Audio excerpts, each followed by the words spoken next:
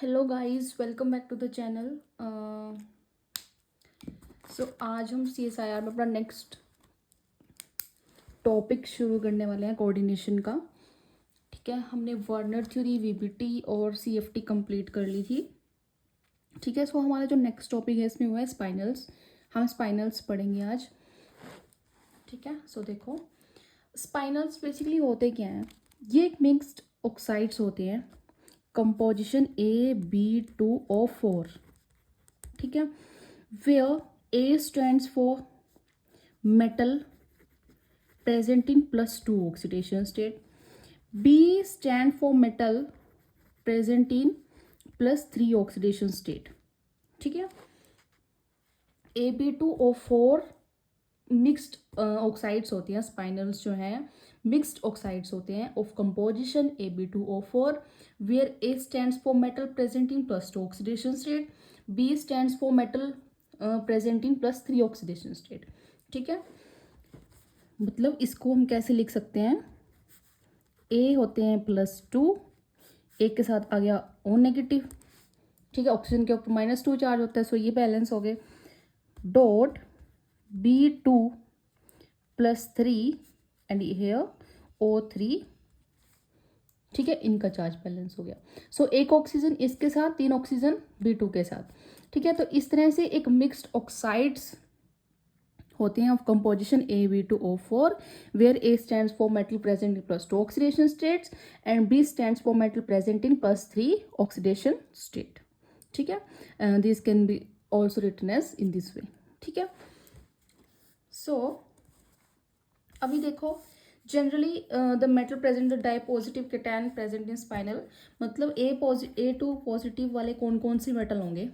Magnesium 2+, chromium 2+, manganese 2+, iron 2+, cobalt 2+, निकल 2+, ठीक है, कॉपर 2+ एंड जिंक 2+, जो +2 ऑक्सीडेशन स्टेट में प्रेजेंट होते हैं मेटल्स। ठीक है, ये तो होंगे A2 पॉजिटिव वाले। और जो metal try positive oxidation state वाले होते हैं, लाइक B3+ वाले कौन से होंगे। एल्यूमिनियम के ऊपर 3 पॉजिटिव चार्ज होता है, क्रोमियम भी 3 पॉजिटिव ऑक्सीडेशन स्टेट में हो सकता है, मैंगनीज भी हो सकता है, आयरन भी के ऊपर भी +3 चार्ज हो सकते हैं, और कोबाल्ट। ठीक है, ये होते हैं A2+ वाले और ये होते हैं B3+ वाले, 3 positive, A2 positive and B3 positive वाले। ठीक है, सो ये मेटल्स हम यूज करते हैं A2 पॉजिटिव की जगह, और B3 पॉजिटिव की जगह हम ये वाले मेटल्स को यूज करते हैं। नेक्स्ट देखो, इसमें आता है क्लासिफिकेशन ऑफ स्पाइनल्स।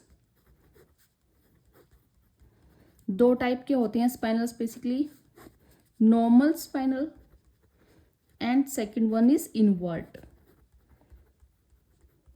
ठीक है, both the spinels are ionic compound in which lattice point as well as voids are present. दोनों जो स्पाइनल्स हैं क्या होते हैं, ये आयनिक कंपाउंड्स होते हैं जिनके अंदर क्या क्या प्रेजेंट होते हैं, लेटिस पॉइंट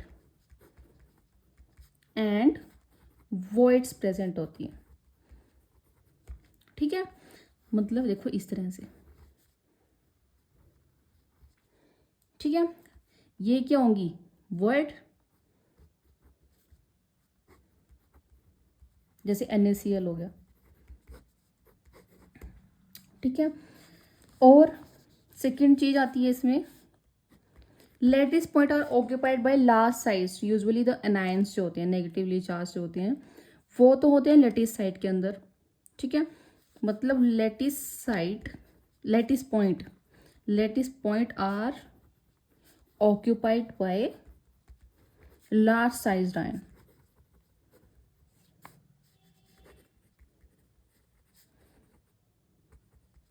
जो नेगेटिवली चार्ज, जैसे इस Cl नेगेटिव है, ये तो लेटिस पॉइंट में प्रेजेंट होगा। In case of spinel anions occupied the lattice point oxide ion. ठीक है, बट ये तो हो गए, ये हम बात कर रहे थे जो नॉर्मल, हम जिस तरह NaCl हमने लिया। ठीक है, बट स्पाइनल्स के केस में क्या होता है, जो एनायंस लेटिस पॉइंट में प्रेजेंट होते हैं वो कौन से होते हैं, ऑक्साइड आयन। ठीक है, oxide ion occupied the lattice position. Next voids are unoccupied space. void क्या होते हैं? unoccupied space होते हैं किसके? among the lattice point के बीच में जो unoccupied space होता है उसको ही void बोलते हैं ना. and these voids are occupied by smaller sized जो ions होते हैं वो स्पेस को कवर करते हैं. ठीक है, ये वो स्पेस में ऑक्यूपाई होते हैं. यूजुअली कौन से होते हैं? केटायंस होते हैं जो. इन केस ऑफ स्पाइनल के केस में dipositive and tripositive cation occupied the void. ठीक है, जो डायपॉजिटिव ये जो ट्राइपॉजिटिव केटायन हम यूज करते हैं इसमें A2 पॉजिटिव B3 प्लस, ठीक है, वो वॉइड्स के अंदर बेसिकली प्रेजेंट होते हैं. और in general number of lattice किसके इक्वल होता है? नंबर ऑफ ऑक्टाहेड्रल वॉइड्स के. ठीक है, मतलब नंबर ऑफ लेटिस पॉइंट जितनी हमारे पास ऑक्टाहेड्रल वॉइड्स होंगी उतने ही लेटिस पॉइंट होंगे. और टेट्राहेड्रल के क्या होता है? डबल. जो टेट्राहेड्रल वॉइड्स होती हैं वो क्या होती हैं? Twice of octahedral void. ठीक है, तो ये तो थे कुछ पॉइंट्स स्पाइनल्स के बारे में. ठीक है, लेटिस पॉइंट्स और वॉइड होती हैं. लेटिस पॉइंट के अंदर जो लार्ज साइज्ड एनायंस हैं वो होते हैं. इन केस ऑफ स्पाइनल्स वो कौन से लार्ज साइज्ड एनायन कौन से होंगे? Oxide ions. और वॉइड के अंदर जो स्मॉलर साइज के आयंस होते हैं लाइक केटायंस, ये डायपॉजिटिव ट्राइपॉजिटिव होंगे इन केस ऑफ स्पाइनल्स. ठीक है, अभी फर्स्ट स्पाइनल हम डिस्कस करते हैं, नॉर्मल स्पाइनल.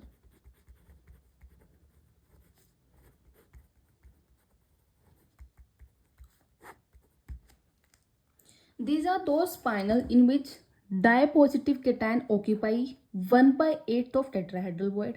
ठीक है, जो डायपोजिटिव केटायन है वो तो 1/8 ऑक्यूपाई करेगा किसका? टेट्राहेड्रल वॉइड का.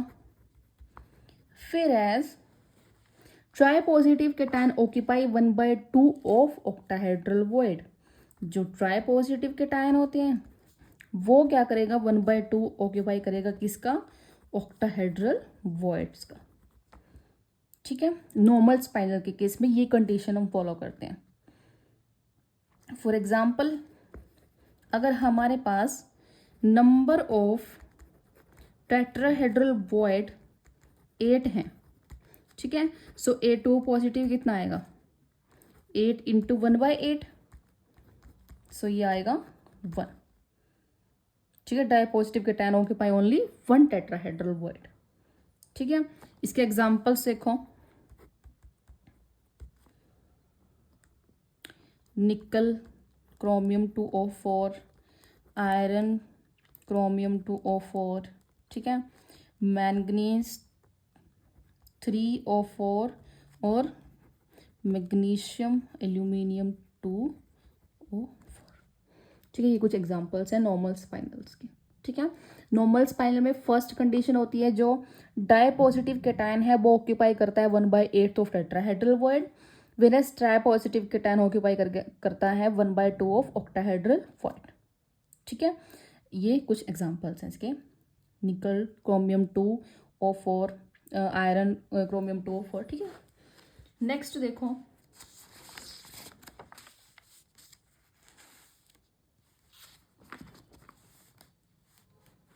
Inverse spinal.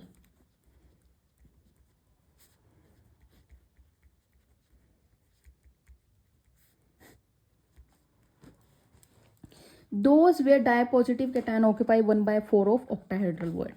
मतलब जो A2 पॉजिटिव है वो 1/4 ऑक्यूपाई करेगा किसका? ऑक्टाहेड्रल वॉइड का. ठीक है, उसमें तो ट्राइपॉजिटिव केटायन ऑक्यूपाई कर रहा था 1/2 ऑफ ऑक्टाहेड्रल वॉइड. इसमें डायपॉजिटिव केटायन ऑक्यूपाई करेगा 1/4 ऑफ ऑक्टाहेड्रल वॉइड. और ट्राइपॉजिटिव क्या करेगा?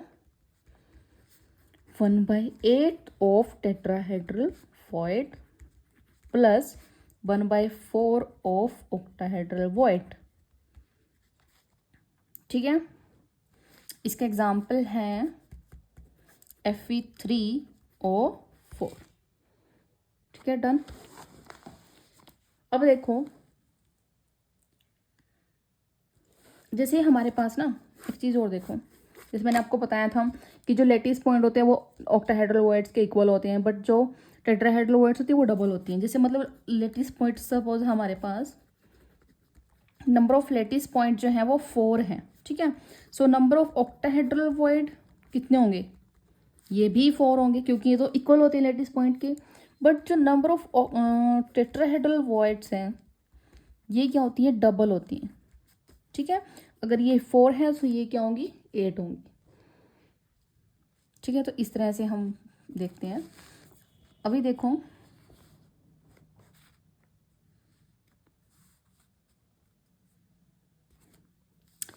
अब देखो जो नॉर्मल स्पाइनल के लिए डिस्कस करते हैं। सपोज हमारे पास क्या है, अब लेटिस पॉइंट में क्या प्रेजेंट होता है, ऑक्साइड आयन प्रेजेंट होती हैं। सपोज हमारे पास 4 2 नेगेटिव है, 4 ऑक्साइड 2 नेगेटिव है, ठीक है। तो 4 ही क्या होंगे, लेटिस पॉइंट होंगे, ठीक है। अभी नॉर्मल के केस में हम डिस्कस कर रहे हैं। नॉर्मल के केस में हमें पता है जो A2 पॉजिटिव है वो 1/8 होता है, किसका, टेट्राहेड्रल वॉइड का, है ना। टेट्राहेड्रल वॉइड का 1/8 होता है। टेट्राहेड्रल वॉइड, अब लेटिस पॉइंट अगर 4 है तो टेट्राहेड्रल वॉइड क्या होंगी, डबल होंगी। सो टेट्राहेड्रल वॉइड जब आप यहाँ पे रखोगे तो कितनी रखोगे, 8। सो ये आ गया आपका 1, ठीक है। ऐसे ही अगर हम B3 पॉजिटिव निकालते हैं, सो ये क्या होगा, 1/2 of octahedral void. Octahedral void 4 है, सो यहाँ पे 4 रखोगे, सो ये आएगा 2, ठीक है। ये तो था नॉर्मल का केस। वेरएज इनवर्स के केस में क्या होता है, वही 4 लेटिस पॉइंट है, उसी के हिसाब से निकालेंगे। डाई पॉजिटिव कैटायन के केस में क्या होगा, 1/4 of octahedral void. Octahedral void 4 है, सो ये आ जाएगा 1। वेरएज B3 प्लस क्या होगा, 1/8 ऑफ टेट्राहेड्रल वॉइड, ठीक है। टेट्राहेड्रल वॉइड कितनी है, 8 plus 1/4 of octahedral void, 1/4 into 4। सो ये कितना आ गया, 1 + 1 दैट इज 2, ठीक है। सो इस तरह से आप फाइंड आउट कर सकते हो। अब देखो कुछ एग्जांपल्स करते हैं इसकी इंटरप्रिटेशन ऑफ स्पाइनल्स। फर्स्ट है Mn3O4, ठीक है, मैंगनीज 3O4। अभी O2 नेगेटिव जो ऑक्साइड साइंस होते हैं ना, ये लेटिस पॉइंट है O2 नेगेटिव, ठीक है। ये क्या होते हैं, वीक फील्ड लिगेंड होते हैं। आपको पता ही है ना, ऑक्सीजन अगर प्रेजेंट होगी, ऑक्साइड्स अगर प्रेजेंट होंगे तो वो वीक फील्ड लिगेंड्स होते हैं अकॉर्डिंग टू स्पेक्ट्रोकेमिकल सीरीज।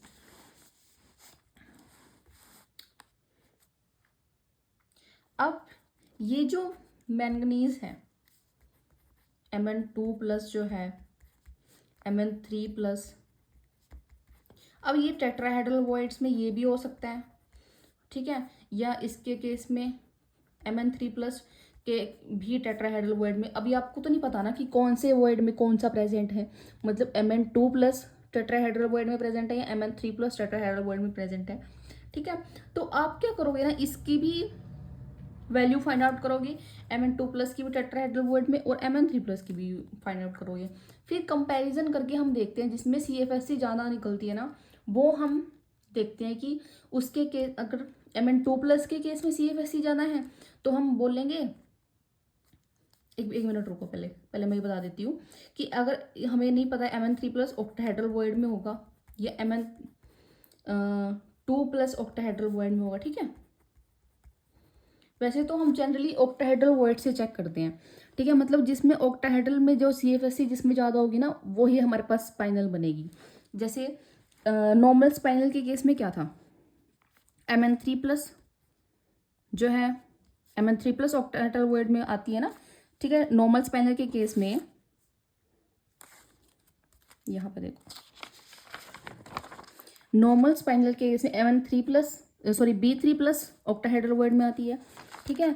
और इनवर्स स्पाइनल के केस में A2+ ऑक्टाहेड्रल वॉइड में आती है, ठीक है।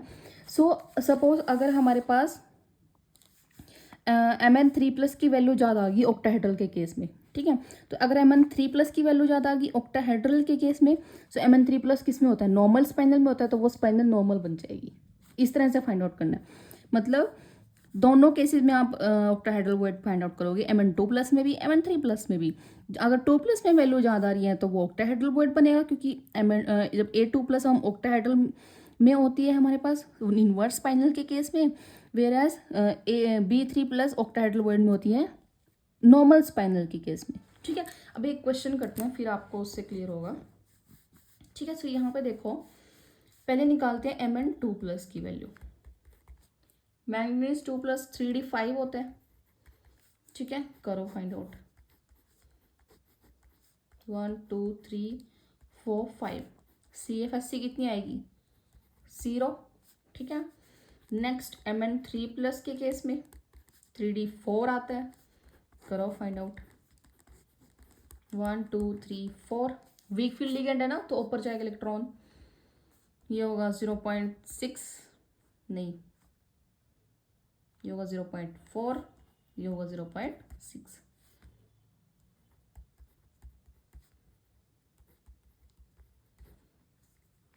सो ये आ गया -0.6।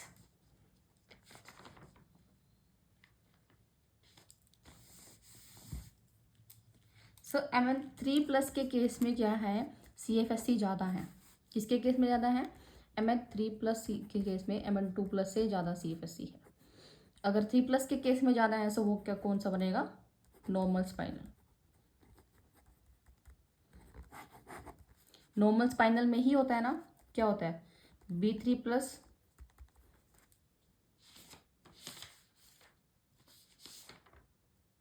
1/2 ऑफ ऑक्टाहेड्रल वर्ड होता है।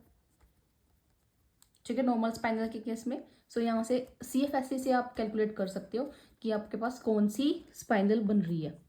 ठीक है, अगर Mn2 प्लस में CFSC ज़्यादा आती है तो यहाँ इन्वर्स स्पाइनल बनती। अभी Mn3 प्लस के केस में ज़्यादा है, सो क्या बनेगी? Normal spinel. ठीक है, एग्जाम में सिर्फ आपको ऑक्टाहेड्रल वर्ड कैलकुलेट करके देखनी है, ज़्यादा टाइम वेस्टिंग और ना कभी टेट्राहेड्रल बिट फाइंड आउट करके देखो कि कौन से केस में ज़्यादा बन रही है। नो, ठीक है, ऑक्टाहेड्रल से पता लग जाएगा, बस आपको ऑक्टाहेड्रल से ही आइडिया लग जाएगा कि स्पाइनल एक्चुअली बन कौन सी रही है। ठीक है, if Mn2 is more so inverse spinal, if Mn3 is more so normal spinel. ठीक है, अभी एक और क्वेश्चन देख लेते हैं।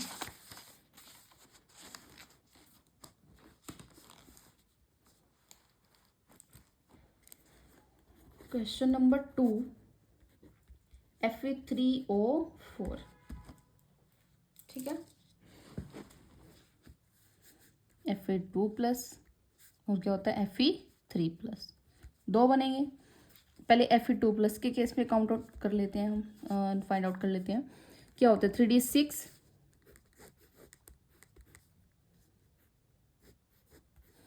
1 2 3 4 5 6। ठीक है, 0.4 0.6, सो 2 इंटू 0.6 माइनस ये प्लस कह लो 4 इंटू, ठीक है, ये आई आपके पास 0.4 डेल्टा नोट, ये माइनस लगा लो। ठीक है, नेक्स्ट है Fe3 प्लस, क्या होता है 3D5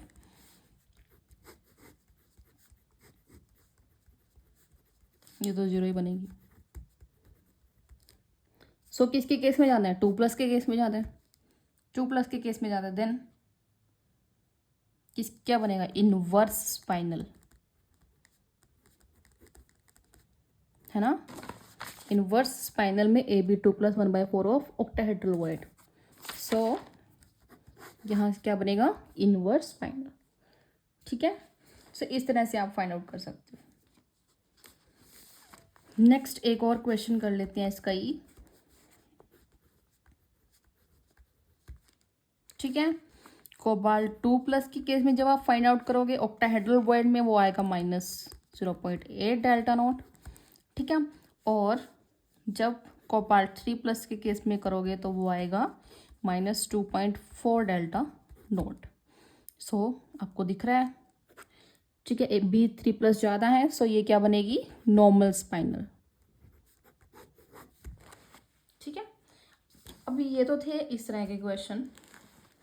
अभी हम और डिफरेंट क्वेश्चन कर लेते हैं। अभी देखो, जैसे अगर आपके पास इस तरह से है FeCr2O4, ठीक है, इसके केस में देखते हैं। Fe के केस में देखेंगे Fe2+, ये B3 पॉजिटिव वाला है, तो इसके केस में देखेंगे क्रोमियम 3+। सिंपल है ना। सो देखो Fe2+ क्या होता है, 3d6 होता है।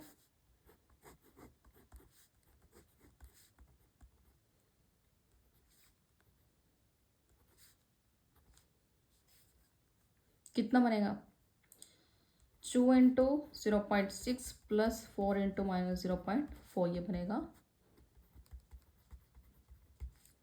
ठीक है। क्रोमियम 3+ के केस में क्या आएगी, 3d3 1 2 3, सो 3 इंटू -0.4 से ये आया, ठीक है। सो B3+ के केस में ज़्यादा है CFSE, सो क्या बनेगी, नॉर्मल स्पाइनल,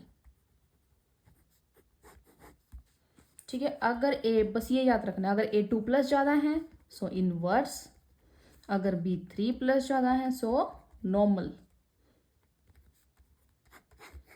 बस ये याद रखना। सारे क्वेश्चन सिंपल हैं और कुछ नहीं करना, ठीक है।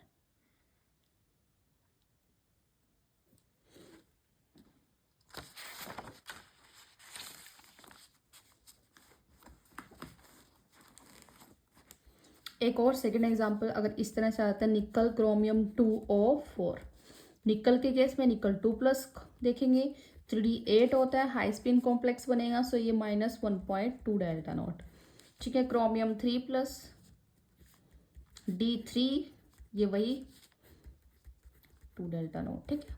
अभी देखो तो इसमें इस केस में क्या हो रहा है, CFSE दोनों की सेम है, ठीक है। इसकी भी 1.2 डेल्टा नॉट, इसकी भी 1.2 डेल्टा नॉट। सो अब कैसे चेक करेंगे, जब CFSE आपकी सेम हो, CFSE is same, so here CFSE, अच्छा हमें पढ़ा था CFSE के फैक्टर में कि कौन कौन से फैक्टर्स क्रिस्टोफर थ्योरी को क्रिस्टोफर स्प्लिटिंग एनर्जी को अफेक्ट करते हैं, ठीक है। उसमें हमने पढ़ा था कि जो ऑक्टाहेड्रल के केस में क्या होता है, मतलब इसमें हम क्या करते हैं, ऑक्सीडेशन स्टेट चेक करते हैं बेसिकली। जो CFSE है वो किसके ऊपर डिपेंड करेगी, oxidation state of metal, oxidation state of metal. जिसकी ऑक्सीडेशन स्टेट ज़्यादा होगी ना उसको हम कंसिडर करेंगे, ठीक है। अभी देखो क्रोमियम 3+ में इसकी 3+ है, chromium 3+ is more occupy octahedral void, so normal spinal बनेगा, ठीक है। जिसकी ऑक्सीडेशन स्टेट ज़्यादा होगी, ऑक्सीडेशन स्टेट तो इसी की ज़्यादा है, इस पर 3+ है, 3 पॉजिटिव है, ठीक है। सो जब B3+ ज़्यादा होता है तो क्या बनता है, नॉर्मल स्पाइनल, ठीक है।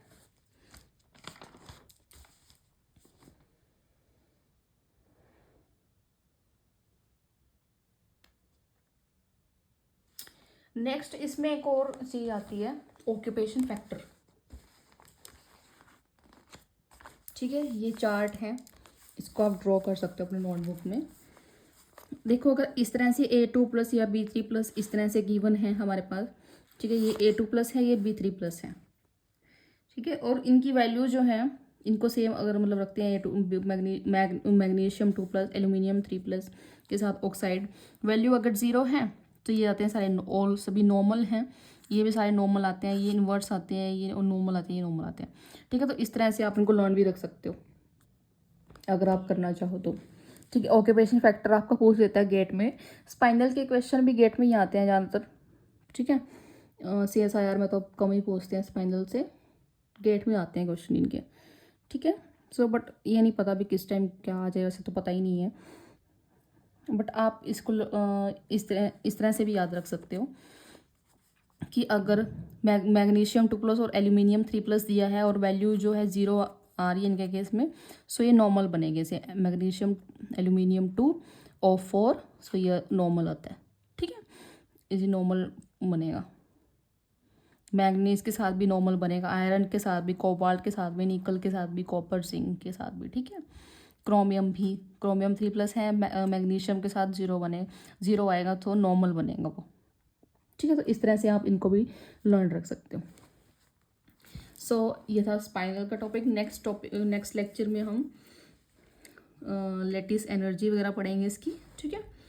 उनका जो ग्राफ आता है वो देखेंगे। बॉर्न हैबर इक्वेशन, डायपॉजिटिव ट्राइपॉजिटिव के केस में ग्राफ आता है ना लेटिस एनर्जी का, वो हाइड्रेशन एनर्जी का ग्राफ चेक करेंगे, ठीक है।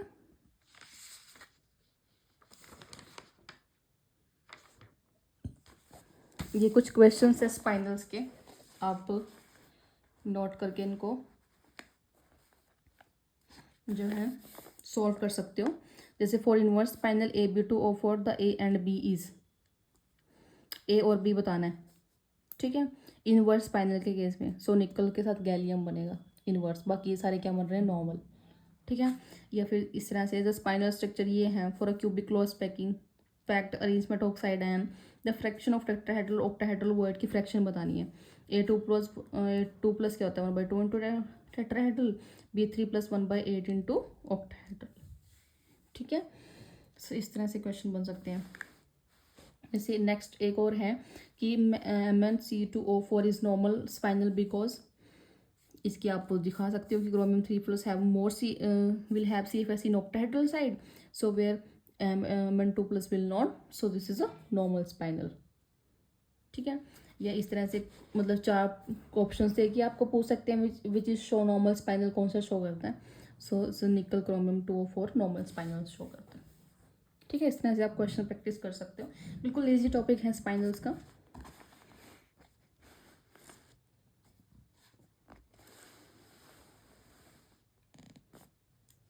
ठीक है, सो या इस वीडियो में इतना ही।